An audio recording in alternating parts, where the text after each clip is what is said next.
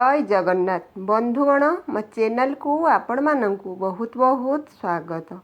निजर जन्म बाररु जानतु निजर आयुष केते वर्ष बंचिबे, आपणकर खराब समय केते वर्षरे पड़िबो जानिबा पाई दया करी भिडियोटी को शेष जाए देखंतु। आपण माने समस्ते भाबंती मु केते वर्ष बंचिबी, हठात किछि रोग हेले, एक्सीडेंट हेले, किछि भी देह खराब हेले मन को आसी जाए मोर किछि होई जिवो परा। एमिति बहुत दिन धरी देह खराब हेले आपण डॉक्टर को तो देखांती, तथापि ज्योतिष पाखक जाई जातक देखाई थांती। ज्योतिष गणना करी जातक विचार करी कही दियंती आपण मानकर आयुष केते वर्ष, रोग भोग करिवे कि नाही, केमिति रहिबो भाग्य भविष्यत।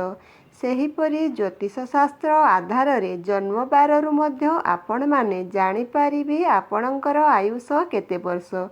सेही आधाररु आपण जानन्तु आपणकर आयुष केते वर्ष। प्रथमे जेउ व्यक्ति माने सोमवार रे जन्मग्रहण करिसंती सेमाने समाज रे चर्चा रे रहिथांती। सेमानंकर पारिवारिक जीवन सेतेटा भल रही न थाए।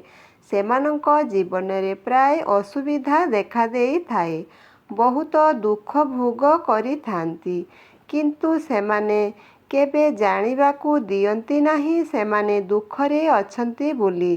सेमाने चंद्र संबंधीय होइथिबारु एमानंक मन चंचल होइथाए। सेही लोकमाने शांत प्रकृतिर होइथांती। एमानंक विचार सबुबेले बदली थाए। एमाने बहुत परिश्रमी होइथांती, किंतु कौनसी कार्य को शेष जाए करि न थांती। जदि गुटिए कार्य करुथिबे, जदि एमानंकु आउ गुटिए कार्य मिलिगला सेमाने एही कार्य छाड़ी आउ गुटिए कार्य रे हाथ देई थांती। तेणु केउठी ना केउठी सफलतार शीर्षकु एमाने जाई पारि न थांती। तेबे एही दिन जेउ कन्या जन्म होइथिबे सेमाने परोपकारी धार्मिक प्रकृतिर पूजा पाठ करिबाकू, अन्यर साहाय्य करिबाकू पसंद करिथांती। एमाने बहुत भावुक स्वभावर होइथांती। जेउमाने सोमवार रे जन्म होइथांती सेमानकू विशेषतः जलजनित रोग होइथाए, जेमिति थंडा, ज्वर, काश सेमानंक समय समय रे होइथाए। एमानंकर बुद्धि प्रखर होइथाए, स्मरण शक्ति टिके कम होइथाए। तेबे सोमवार रे जन्म होइथिबा लोकंकर आयुष कथा जदि आमे आलोचना करिबा, शास्त्र अनुसारे 48 वर्ष, शास्त्र अनुसारे 84 वर्ष पर्यंत एमाने बंची थांती। आपण माने जदि जीवन रे भल काम करिवे निहाती एतिकी दिन बंची पारिबे। आउ जदि आपणकर कर्म दोष खराप रहिला ताहेले आपण एते वर्ष आयुष भोग करि पारिबे नाही। एमानंकर घात वर्ष 11 वर्ष रे, 16 वर्ष रे, 27 वर्ष रे गुटिए गुटिए घात बार पड़ी थाए। एही समय रे आमे गंभीर समस्या देई गति करिबाकू पड़ी थाए। एबे जानन्तु मंगलवार रे जन्मित व्यक्ति माने बहुत रागी स्वभावर होइथांती, बहुत पराक्रमी होइथांती, युद्धावली साहस एमानंकर रहिथाए। एमाने सर्वदा नुआ विचारधारा रे बंचिबाकू पसंद करिथांती। एमानंक उपरे मंगल ग्रहर प्रभाव रहिथाए। एमानंक उपरे जेतेबेले समस्या आसे एमाने सेही समस्या को पार पाई जाई थांती। मंगलवार एमानंकर लकी बार। एमानंक पाखरे सुख समृद्धिर बास होइथाए। एमाने रोषेई करिबाकू पसंद करि थांती। एमानंकु मिछ पसंद होई न थाए। एमानंकर भल गुण जेतिकी असुविधारे थांतु ना काहींकी एमाने कौन करिवे जानी थांती। निष्पत्ति नेबार कैपेसिटी हिसाब एमानंकु पाखरे थाए। एमाने बहुत आकर्षित होइथांती, देखिबाकू सुंदर मध्य होइथांती। एमाने न्यायप्रिय होइथांती। लोकमाने एमानंक प्रति आकर्षित होइथांती। मंगलवार रे जन्मित व्यक्ति निज स्वास्थ्य पाई यत्नवान होइथांती। ଏମାନେ ବହୁତ ରାଗୀ ସ୍ୱଭାବର ହୋଇଥାନ୍ତି। କାହା ସହିତ ଭଲ ପଡ଼ି ନଥାଏ। ବୈବାହିକ ଜୀବନ ହେଉ କିମ୍ବା ଘର ପାରିବାରିକ ଜୀବନ ହେଉ, ଯଦି ଆପଣ ଆପଣଙ୍କ କ୍ରୋଧ ଉପରେ ନିୟନ୍ତ୍ରଣ ରକ୍ଷା କରିବେ, ଏସବୁ ସମସ୍ୟାରୁ ମୁକ୍ତି ମିଳିଯିବ। ତେବେ ଏମାନଙ୍କ ଆୟୁଷ ହେଉଛି 74 ବର୍ଷ। ଏମାନଙ୍କର 22 ବର୍ଷରେ ବଡ଼ ରୋଗ କିମ୍ବା ଆକ୍ସିଡେଣ୍ଟ ଭଳି ଯୋଗ ରହିଥାଏ। ଏହି ସମୟରେ ଆପଣ ସତର୍କ ରୁହନ୍ତୁ। ଆପଣଙ୍କ ପାଇଁ ଭଲ ରହିବ। ଏବେ ବୁଧବାରରେ ଜନ୍ମିତ ବ୍ୟକ୍ତିବିଶେଷମାନେ ବହୁତ ଧନୀ ହୋଇଥାନ୍ତି। ବହୁ ସୁଖୀ ପ୍ରତିଭାର ଅଧିକାରୀ ହୋଇଥାନ୍ତି। ବହୁତ ଅଧିକ କର୍ମଶୀଳ ହୋଇଥାନ୍ତି। ଯଦି ଗୋଟିଏ କାମ ଦେବେ ସାରିବା ପର୍ଯ୍ୟନ୍ତ ଚେଷ୍ଟା ଜାରି ରଖିଥାନ୍ତି। ନିଜର ପରିଶ୍ରମରେ ସଫଳତାର ଶୀର୍ଷକୁ ଯାଇଥାନ୍ତି। ଏମାନଙ୍କର ପରିଶ୍ରମର ଗୁଣ ଯୋଗୁଁ ଲୋକମାନେ ଏମାନଙ୍କ ପ୍ରତି ଆକର୍ଷିତ ହୋଇଥାନ୍ତି। ଏମାନେ ବହୁତ ଅଧିକ କଥା କୁହାଳି ହୋଇଥାନ୍ତି। ଏମାନଙ୍କ ଉପରେ ବୁଧ ଗ୍ରହଙ୍କର ଶୁଭ ଦୃଷ୍ଟି ରହିଥାଏ। ଏମାନଙ୍କର ପାରିବାରିକ ଜୀବନ ବହୁତ ସୁଖମୟ ହୋଇଥାଏ। ପରିବାର ଭିତରେ ଏମାନଙ୍କର ସମ୍ପର୍କ ବହୁତ ଭଲ ରହିଥାଏ। ଏମାନଙ୍କ ଭାଗ୍ୟ ବହୁତ ଟାଣ ହୋଇଥାଏ। ଯେତେ ବି ଖରାପ ପରିସ୍ଥିତି ଆସୁନା କାହିଁକି ସେମାନେ ସେଥିରୁ ମୁକୁଳି ଯାଇଥାନ୍ତି। ଏମାନଙ୍କ କଥାର ଚାତୁରୀ ଏବଂ ବୁଦ୍ଧି ଯୋଗୁଁ ଏମାନେ ଉପଯୁକ୍ତ ହୋଇଥାନ୍ତି। ଯେଉଁମାନେ ବୁଧବାରରେ ଜନ୍ମ ହୋଇଛନ୍ତି ସେମାନଙ୍କର ଆୟୁଷ ହେଉଛି 64 ବର୍ଷ। ଏମାନଙ୍କର ଖାସ୍ କରି ଜନ୍ମର 8 ମାସ ସମୟରେ ଏବଂ 8 ବର୍ଷ ସମୟରେ ଘାତ ସମୟ ରହିଥାଏ। ଏବେ ଆସନ୍ତୁ, ଗୁରୁବାରରେ ଜନ୍ମିତ ବ୍ୟକ୍ତି ବହୁତ ମହତ୍ୱାକାଂକ୍ଷୀ ହୋଇଥାନ୍ତି। ଏମାନେ ସର୍ବଦା ନିଜ ଜୀବନରେ ବଡ଼ କରିବାକୁ ଚେଷ୍ଟା କରିଥାନ୍ତି। ଏମାନେ ଗମ୍ଭୀର ସ୍ୱଭାବର ହୋଇଥାନ୍ତି।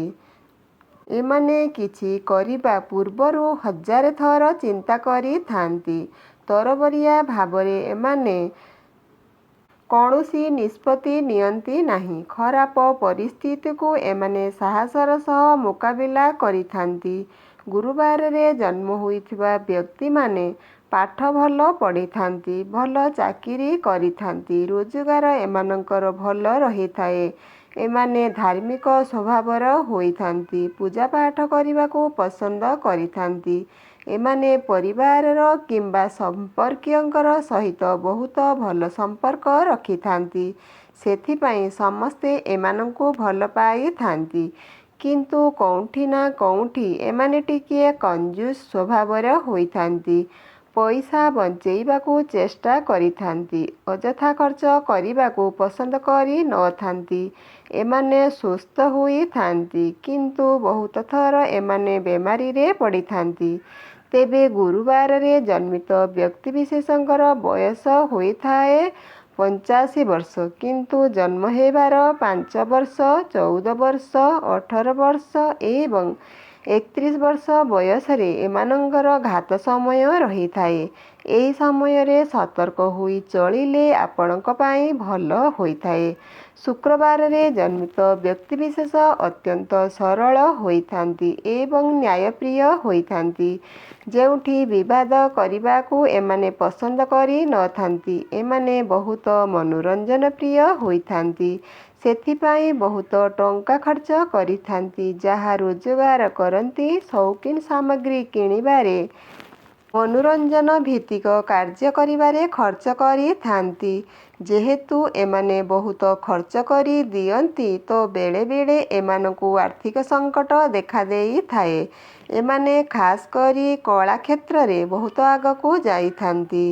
ଯେତେବେଳେ ବହୁତ ଉନ୍ନତି କରିଥାନ୍ତି। ଯେହେତୁ ଶୁକ୍ର ଗ୍ରହଙ୍କର ଶୁଭ ଦୃଷ୍ଟି ଏମାନଙ୍କ ଉପରେ ରହିଥାଏ, ତେଣୁ ଏମାନେ ସୌଖିନ ଭାବରେ ବଞ୍ଚିବାକୁ ଚେଷ୍ଟା କରିଥାନ୍ତି। ଏମାନଙ୍କ ପାଖରେ ଟଙ୍କା ଥାଏ କିନ୍ତୁ ଖର୍ଚ୍ଚ କରି ଦିଅନ୍ତି।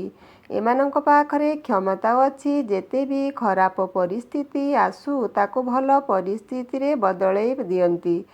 ଏମିତି ସମ୍ପର୍କ ଏମାନଙ୍କ ପାଖରେ ରହିଛି, ଏମିତି ସାମର୍ଥ୍ୟ ଏମାନଙ୍କ ପାଖରେ ଅଛି। ତେବେ ଏମାନଙ୍କ ଆୟୁଷ 60ରୁ 65 ବର୍ଷ।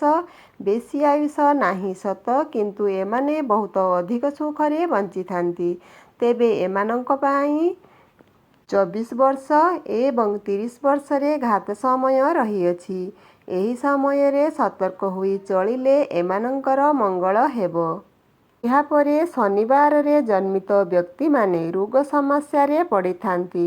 ପ୍ରଥମେ ଆପଣ ନିଜ ସ୍ୱାସ୍ଥ୍ୟର ଯତ୍ନ ନେବା ଦରକାର। ଶନିବାରରେ ଯେଉଁମାନେ ଜନ୍ମଗ୍ରହଣ କରିଥାନ୍ତି ସେମାନେ ବହୁତ ଅଧିକ ପରିଶ୍ରମୀ ହୋଇଥାନ୍ତି। ଗୋଟିଏ କାମକୁ କରିବା ସମୟରେ ଏମାନଙ୍କୁ ଟିକେ ଅଧିକ ସମୟ ଲାଗିଥାଏ, କିନ୍ତୁ ଶେଷରେ ସଫଳତାର ଶୀର୍ଷକୁ ଯାଇଥାନ୍ତି। ଏମାନେ ଯାହା କରିବେ ଏକୁଟିଆ କରିଥାନ୍ତି। ଗ୍ରୁପ ଭିତରେ କାମ କରିବାକୁ ଏମାନଙ୍କୁ ପସନ୍ଦ ହୋଇ ନଥାଏ। ଦାନ ପୁଣ୍ୟ କରିବାକୁ ପସନ୍ଦ କରିଥାନ୍ତି। ଧର୍ମ କାର୍ଯ୍ୟରେ ଏମାନଙ୍କ ମନ ଲାଗି ରହିଥାଏ। ଏମାନେ ପର ଉପକାର ଏବଂ ଅନ୍ୟକୁ ସାହାଯ୍ୟ କରିଥାନ୍ତି। ତେବେ ଜୀବନରେ ଆରମ୍ଭ ସମୟରେ ଏମାନଙ୍କୁ କେଉଁଠି ନା କେଉଁଠି ଅସୁବିଧାର ସମ୍ମୁଖୀନ ହେବାକୁ ପଡ଼ିଥାଏ, କିନ୍ତୁ ବୟସ୍କ ହୋଇଗଲେ ଆପଣମାନେ ସୁଖ ଭୋଗ କରିଥାନ୍ତି। ତେଣୁ ଜାଣିରଖ, ଯେଉଁମାନେ ଶନିବାର ଦିନ ଜନ୍ମ ହୋଇଛନ୍ତି ସେମାନଙ୍କର ଆୟୁଷ ହେଉଛି 101 ବର୍ଷ। ଯଦି ଆପଣ କର୍ମ ଠିକ୍ କରିବେ, ନିଜର ସ୍ୱାସ୍ଥ୍ୟର ଯତ୍ନ ନେବେ, ତାହେଲେ ନିହାତି ଭାବରେ ଆପଣ 101 ବର୍ଷ ବଞ୍ଚିପାରିବେ। ତେବେ ଆପଣଙ୍କ ପାଇଁ ଘାତ ସମୟ ହେଉଛି 20 ବର୍ଷ, 25 ବର୍ଷ ଏବଂ 35 ବର୍ଷ। ଏହି ସବୁ ସମୟରେ ଆପଣ ସତର୍କ ହୋଇ ଚଳନ୍ତୁ। ତାପରେ ରବିବାରରେ ଯେଉଁମାନେ ଜନ୍ମ ହୋଇଥାନ୍ତି ସେମାନେ କାହା ଅଧୀନରେ କାମ କରିବାକୁ ପସନ୍ଦ କରି ନଥାନ୍ତି। ସୂର୍ଯ୍ୟଙ୍କର ଶୁଭ ଦୃଷ୍ଟି ଏମାନଙ୍କ ଉପରେ ବିଶେଷ ଭାବରେ ରହିଥାଏ। ତେଣୁ ଏମାନେ ରାଜା ଭଳି ବଞ୍ଚିବାକୁ ପସନ୍ଦ କରିଥାନ୍ତି। ଏମାନେ ଯେକୌଣସି କାମ କରିଥାନ୍ତି ନେତୃତ୍ୱ ନେବାକୁ ପସନ୍ଦ କରିଥାନ୍ତି। ଏମାନଙ୍କୁ ଦିଆଯାଇଥିବା କାର୍ଯ୍ୟ ଏମାନେ ଶେଷ କରି ଦେଖାଇଥାନ୍ତି। ଏମାନେ ବହୁତ ଭାଗ୍ୟଶାଳୀ ହୋଇଥାନ୍ତି, ଅତ୍ୟଧିକ ଆୟୁଷଯୁକ୍ତ ହୋଇଥାନ୍ତି ଏବଂ ବହୁତ ଲକି ହୋଇଥାନ୍ତି। ଆଉ ତେଜସ୍ୱୀ ମଧ୍ୟ ହୋଇଥାନ୍ତି, ବୁଦ୍ଧିମାନ ମଧ୍ୟ ହୋଇଥାନ୍ତି। ଏମାନେ ଯାହା କରନ୍ତି ଭାବିଚିନ୍ତି କରନ୍ତି। ସମ୍ପର୍କକୁ ଏମାନେ ଭଲ ଭାବେ ତୁଲାଇଥାନ୍ତି। 22 ବର୍ଷ, 24 ବର୍ଷ ଏମାନଙ୍କର ଘାତ ସମୟ ହୋଇଥାଏ। ଏମାନଙ୍କର ଆୟୁଷ କଥା ଯଦି କହିବା 65ରୁ 70 ବର୍ଷ ଏମାନଙ୍କର ଆୟୁଷ ହୋଇଥାଏ। ବନ୍ଧୁଗଣ, ଏ ଥିଲା 7ଟି ବାରରେ ଜନ୍ମ ହୋଇଥିବା ବ୍ୟକ୍ତିଙ୍କର ଆୟୁଷ କେତେ ବର୍ଷ ଲେଖାଏଁ। ଭିଡ଼ିଓ ଭଲ ଲାଗିଥିଲେ ଚ୍ୟାନେଲକୁ ଲାଇକ୍ ସବସ୍କ୍ରାଇବ୍ କରିବାକୁ ଭୁଲିବେନି। ଭୁଲ ଥିଲେ କ୍ଷମା କରିବେ। ଭଗବାନ ଆପଣ ସମସ୍ତଙ୍କର ମଙ୍ଗଳ କରନ୍ତୁ। ଜୟ ଜଗନ୍ନାଥ।